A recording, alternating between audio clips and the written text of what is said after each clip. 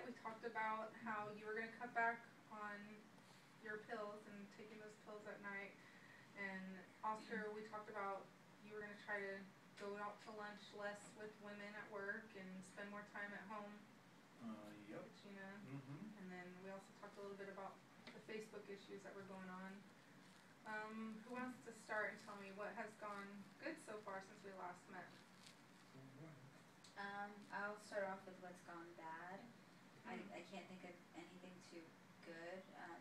Yes, he's come home once or twice for lunch, but most of the days I still wonder, like, if he's out with females or everything he's doing. The Facebook, I'm suspicious of everything that's going on. So I can't see anything good. As far as myself, I'm still taking the pills. I think I tried to stop it for the day after therapy last week, and that was pretty much it. Not even a full day of it. So I hear you saying nothing happened good the last 2 weeks, huh? Nothing progressed? Not in my opinion. And tell me a little bit more about, you say you're always suspicious. What makes you suspicious? Well, because of him, the social media stuff, the Facebook, the phone, him being at work all the time, I think that anytime I see him on a computer, anytime I see him looking at his phone, I think he must be talking to somebody, or I want to go check it right away, and it's just, it's frustrating. I know I should be a little better about it, but I can't just stop being suspicious. Well, how does that make you feel, Oscar? What do you think? Well, I just feel that it almost feels like we're in the first session, we're talking about our old issues again, and I think we're moving forward, but she needs to stop bringing back the old stuff, and start looking ahead, because if she doesn't change, we're gonna still be a year from now. We're gonna still be bringing back old issues.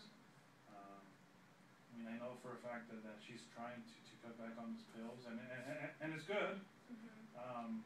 I feel that we need to stay busy at home or go out so that she doesn't even think about taking the pills. Now, let me stop you for a second. Okay.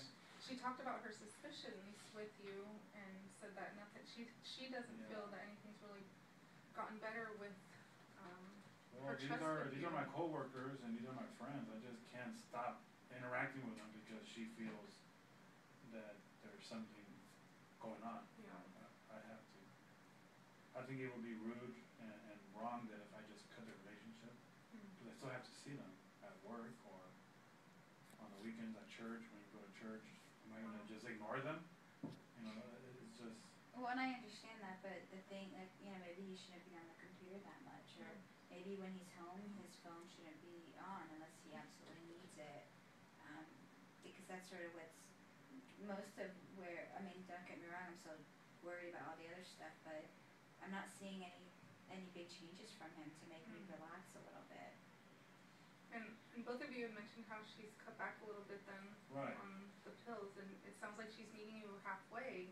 Well, kind of, because the reason why I cheated on her is because she was too involved in her medication, and she was sleeping during the day. She wasn't doing the chores.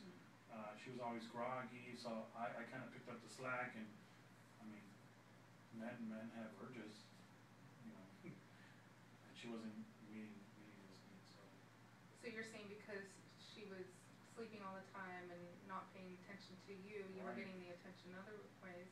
So now that she's making a little bit of effort with taking the pills, she is. Do you see anywhere in your area of your life that you feel like you can meet her halfway then? Well, definitely the leaving work at work and then focusing my attention when I'm home to the kids and to my wife, obviously, is what I'm hearing her say is that is really important. So I can obviously focus on that and stay away from the computer as much as possible and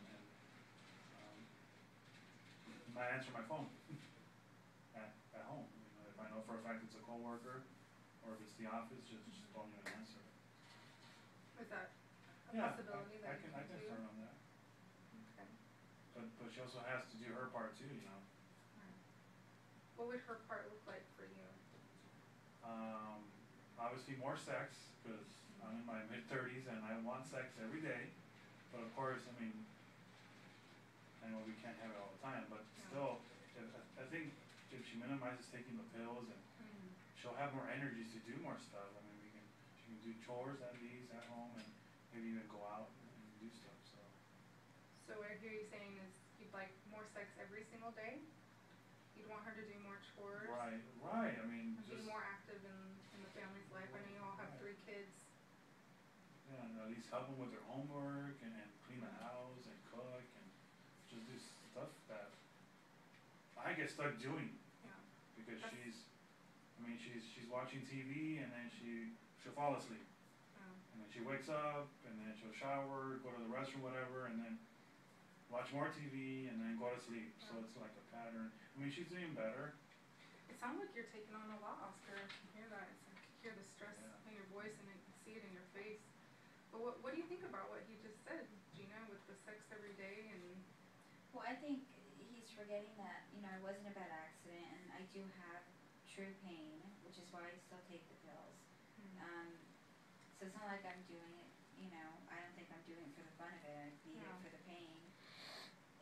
What he's asking, it's reasonable, but I'm sorry.